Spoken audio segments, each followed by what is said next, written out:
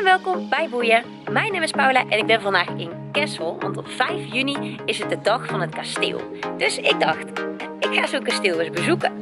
En dit is kasteel de Keverberg en de Keverberg is in 2015 totaal vernieuwd en verbouwd voor ruim 5 miljoen euro. Dus dat is behoorlijk wat. En ik dacht, ja, boeien, waarom steken ze daar zoveel geld in? Dus ik ga eens even kijken waarom dat eigenlijk belangrijk is.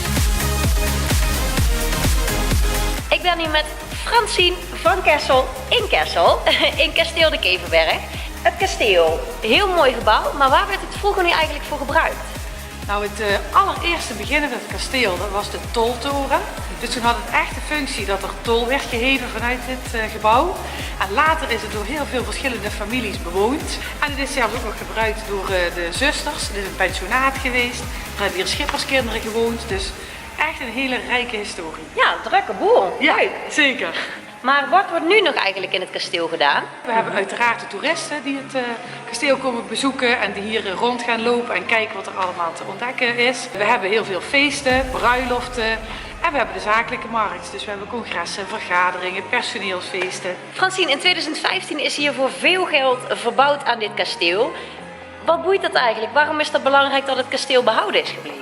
Het ligt hier op een heuvel. Het is ook een van de enige mottenkastelen die er zijn. Mottenkastelen? Ja.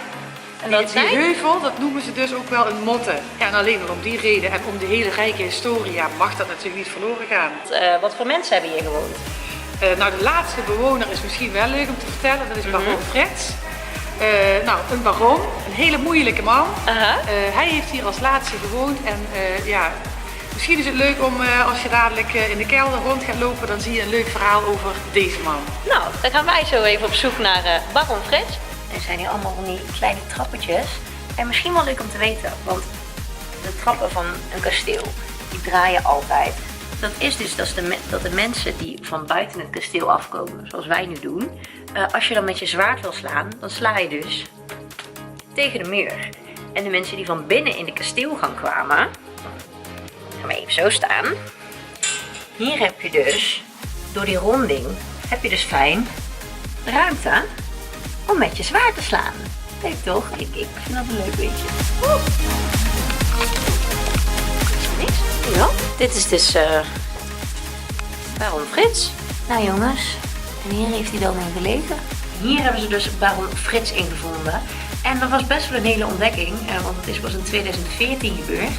Terwijl het kasteel dus best wel vaak opnieuw gebouwd is. Er zijn onderzoeken gedaan. En de lamp gaat uit. Jullie zien mij nog wel een beetje, denk ik. En toen was er licht. Zijn lichaam was eigenlijk spoorloos verdwenen nadat hij was overleden. Want die man had met iedereen ruzie. Dus hij stierf eenzaam en alleen in dit kasteel. Dus best wel zielig. Maar had het er blijkbaar zelf naar gemaakt. Want niemand wilde meer bij hem zijn. En hij wilde ook niet op een kerkhof begraven worden. Want dat had ruzie met de kerk. Maar zijn lichaam was dus kwijt. En wie hem hier dus heeft neergelegd, is volgens mij nog steeds een mysterie.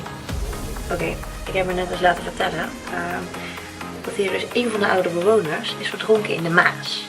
En het gerucht gaat dus dat die man, Casper, hier nog altijd ronddolt in dit kasteel. Als ik ergens bang voor ben, dan zijn het geesten. Dus snel weg hier. Oh, moet je kijken jongens. Wow! Als je door het kasteel loopt, zie je heel veel van deze palen. Deze palen dienen als steunpilaar, zodat het nieuwe gedeelte van het kasteel niet op het oude gedeelte steunt. Dus het is ook nog heel duurzaam gebouwd. En 55 van dit soort jongens houden het kasteel nu dus overeind. En dit is dus de gang die om het kasteel heen gaat. Oh, mooi jongens. Het uitzicht. Maar hier voel je toch echt even koning te rijden. De Keverberg is dus niet alleen een heel mooi gebouw, maar ook met een hele rijke geschiedenis. Maar wat boeit er nou eigenlijk dat we die kastelen nog bewaren? Het zijn eigenlijk een beetje cadeautjes vanuit vroeger. Hele mooie gebouwen van mensen die er vroeger echt nog de tijd voor namen om zoiets neer te zetten. En ook leuk dat we een kijkje in het leven kunnen nemen van de mensen die hier vroeger dus hebben gewoond. Zoals Casper, het vriendelijke spookje, hoop ik, en baron Frits. Dus ik kan wel zeggen dat ik het heel erg interessant vind en dat ik het dus boeiend vind. Maar wat vinden jullie daar nou van? Daar ben ik ook wel eens benieuwd naar, dus laat me dat even weten hieronder in de comments. En wat misschien nog wel het meest bijzondere is aan dit kasteel, is met hoeveel tijd, liefde en aandacht de vrijwilligers geholpen hebben om het weer op te bouwen en ook om het nu nog steeds draaiende te houden. Ik ben weer buiten waar het hopelijk niet meer spookt. Ik hoop dat jullie het een leuke video vonden. Ik vond het een prachtig gebouw om naar te kijken. Doe even een duimpje omhoog als je het leuk vond. En vergeet niet om op 5 juni naar de Kastelendag te komen. Bijvoorbeeld hier in Kessel bij Kasteel de Ketelberg. En vergeet ook zeker niet te abonneren op het kanaal van het Limburgs Museum. En dan zie ik je volgende week heel graag weer terug bij Boeien.